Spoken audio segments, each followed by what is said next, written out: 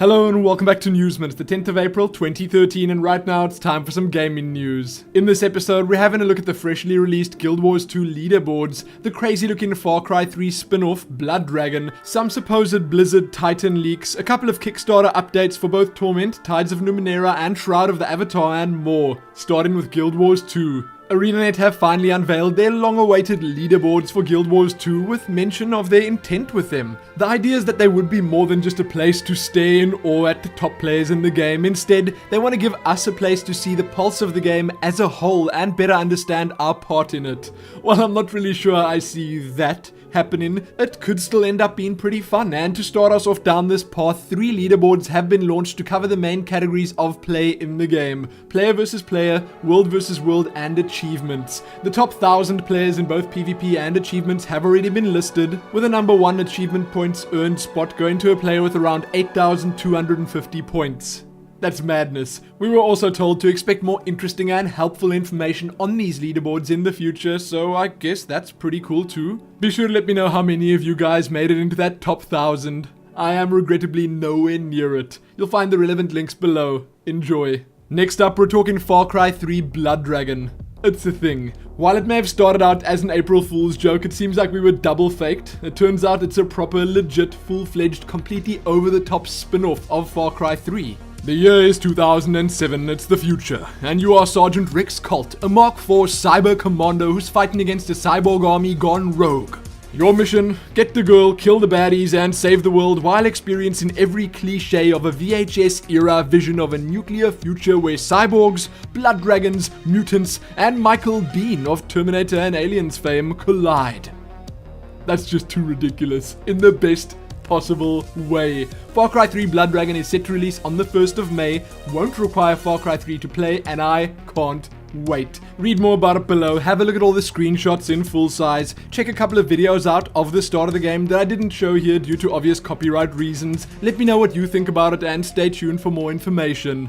Our next piece of news is one that a lot of you have probably already seen, but for those that haven't, here we go. About a week or so ago, some information about Blizzard's Project Titan may or may not have leaked. We probably won't really know if any of this is true until BlizzCon later this year, but right now we're being told by the website Titan Focus that Titan is an MMORPG being developed primarily for PC by about 150 people at the moment, one of them being Jay Wilson, using a brand new engine that's played from both the first and third person perspectives. It's based on a fictional version of Earth's history with many Greek, Roman, and Viking influences. There'll be guns and magic. It'll feature time travel. Blizzard are apparently designing the game with esports in mind. It'll have clan housing, an auction house, and all sorts of other possibly true goodies.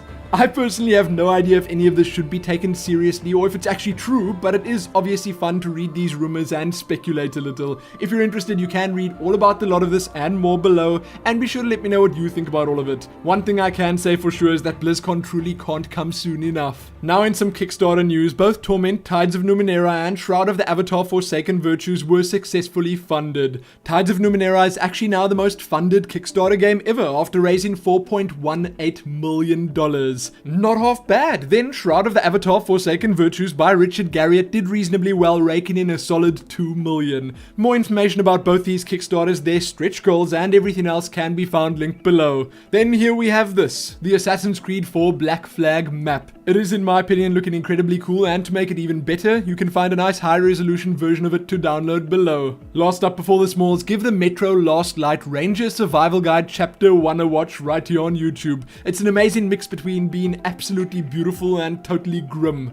Worth checking out, and I myself can't wait for the game. With that done, let's have a look at the smalls. First up, rumor has it that we'll see a PlayStation 4 event in April or May. The next Xbox will be revealed on the 21st of May and will require a constant internet connection, even to start games up. Disney has sadly shut down LucasArts. There's a eulogy up for LucasArts to check out from none other than LucasArts. To make this all even more sour, Star Wars 1313 was apparently going to be a Boba Fett game.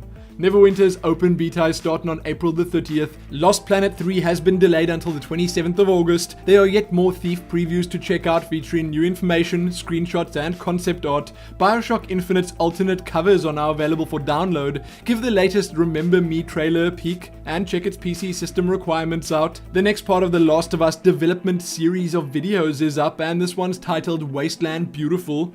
Witcher 3 has been confirmed as DRM free. Batman Arkham Origins has been confirmed. Terraria's PC update has been detailed. Aliens Colonial Marines is no longer in development for Wii U. A new version of Doom 4 is in development, and sadly Rage 2 has been cancelled. Slender The Arrival is now on GOG.com. BlizzCon tickets are going on sale on April the 25th and the 27th. StarCraft 2's World Championship Series 2013 has been fully detailed. Blizzard has acquired the IGN Pro League, or at least most of it. There's a Diablo 3 developer journal up to have a look at about multiplayer improvements. Diablo 3 patch 1.0.8's PTR is up, and the notes can be read in full below. Finally, we've been told by Blizzard that StarCraft Ghost is not gone for good. It may well actually still release one day. That's it for this episode. Check back here soon for more. Like the video, give it a share, do all that other stuff that helps, and most importantly, happy Far Cry 3 Blood Dragon.